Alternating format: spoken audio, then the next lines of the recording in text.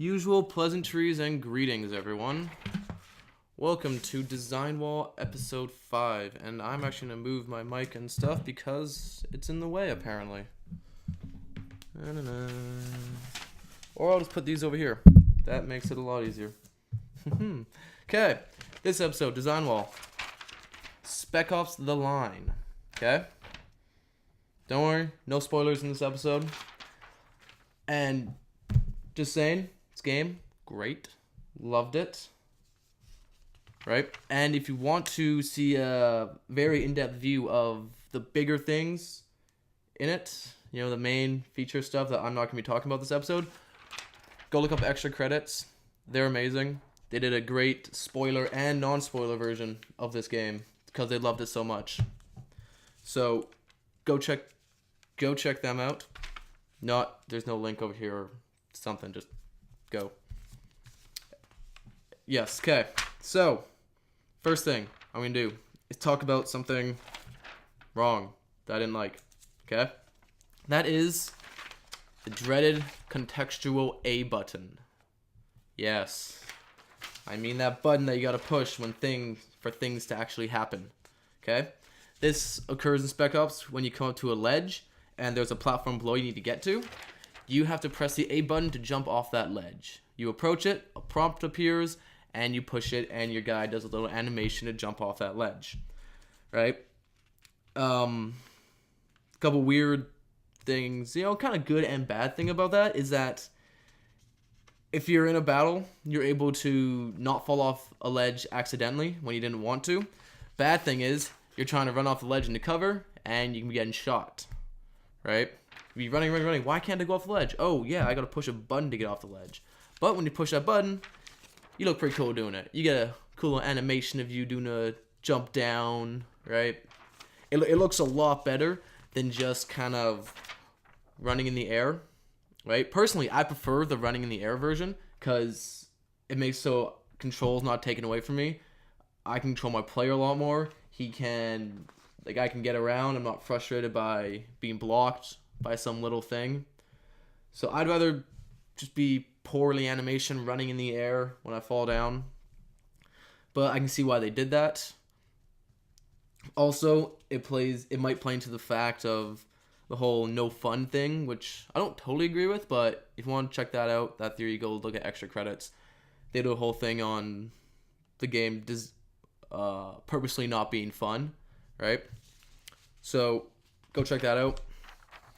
Another thing about the game, which I thought wasn't necessarily something I didn't like. It's just something that's kind of weird. When you reload, you get sometimes a dialogue thing. I'm reloading, out of ammo, kind of thing, right? And one of those is It's like as he's reloading, like I'm out of ammo, no. And that's kind of what happens when you reload. And what happened to me was after the battle was done, I reloaded and I got that. That dialogue seems to be more of bullets are flying over my head. I was about to kill them all and I had to reload kind of thing. Like, no, I got to reload. And I got that dialogue after I'd already killed everyone and there was no one else around. I was out of combat completely. So, yeah, just something little.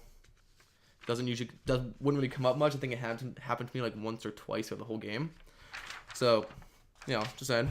Another thing, it's kind of neutral thing about the game is the intel. A lot of games now, they have collectibles scattered around the missions. Well, this game has intel, and that gives you background on the story and characters and stuff, right? And what happens is when you picked up this intel, you didn't listen to it right away. Like, a lot of games will bring it up right away, you listen to it, you read it, whatever. This game didn't, because I'm pretty darn sure the reason is that while listening to the intel, you would have missed a whole bunch of story dialogue and story stuff that's very important to the game. It really is very important to the game because it's amazing. The story is great. But you would have missed that with those. And if you wanted the information, you always go into the menu and look it up later. It's easy, it's good, but I kind of wish I was able to listen to it on the go, just like in a battle. And I guess one way they could have got around that would be to have, when you pick it up, you have a prompt to say if you want to start playing the dialogue or not, or it just starts playing automatically. And if there is story dialogue that's going to interfere with it, it pauses the intel.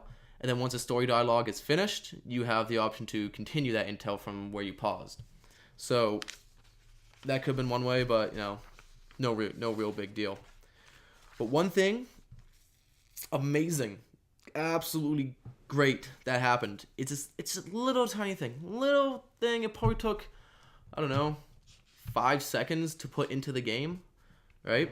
It was that, this is not a spoiler, by the way. This is from less than halfway through the game and nothing to do with story. There's a part in the game where you come out to a balcony and you're kind of overlooking Dubai, and it's pretty darn far down.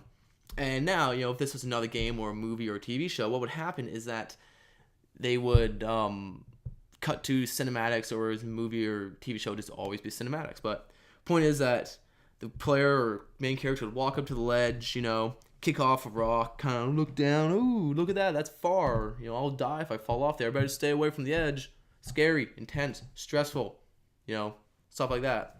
But what happened in this game is that there was just this bottle. This bottle was just sitting there on the ledge as I walked up.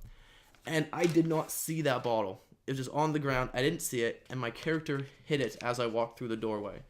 You know what happened? It fell off the ledge. It just fell off the ledge. And I was like, what was that? Whoa, that's far down. Real time. Completely real time. Did not take control away from me. Did not cut to a cinematic, follow that bottle down.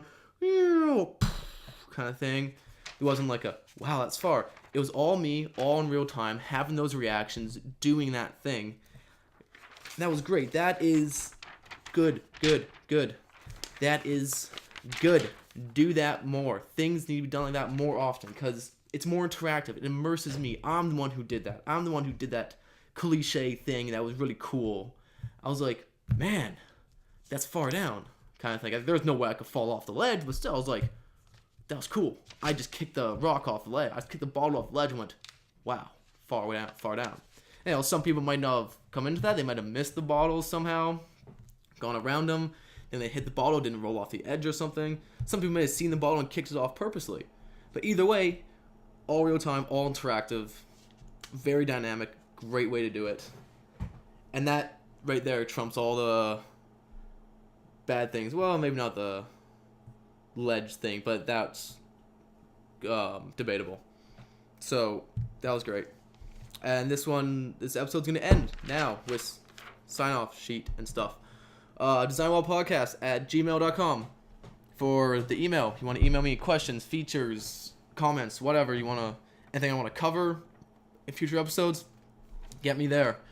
designwallpodcast.wordpress and .libsyn.com. Pick up the podcast version of this, because it's called podcast. It was a podcast first, now it's a YouTube video with the podcast thing. So if you want the podcast version, only audio, get it there or on iTunes. I recommend YouTube though because it's much prettier with awesome videos or pictures and drawings. Go to YouTube, it's where you are right now, currently. So yeah, if you don't know that. If you're not at YouTube, actually, great. It's getting out there. Promotion, advertisement. See you guys next week or next time I do one of these.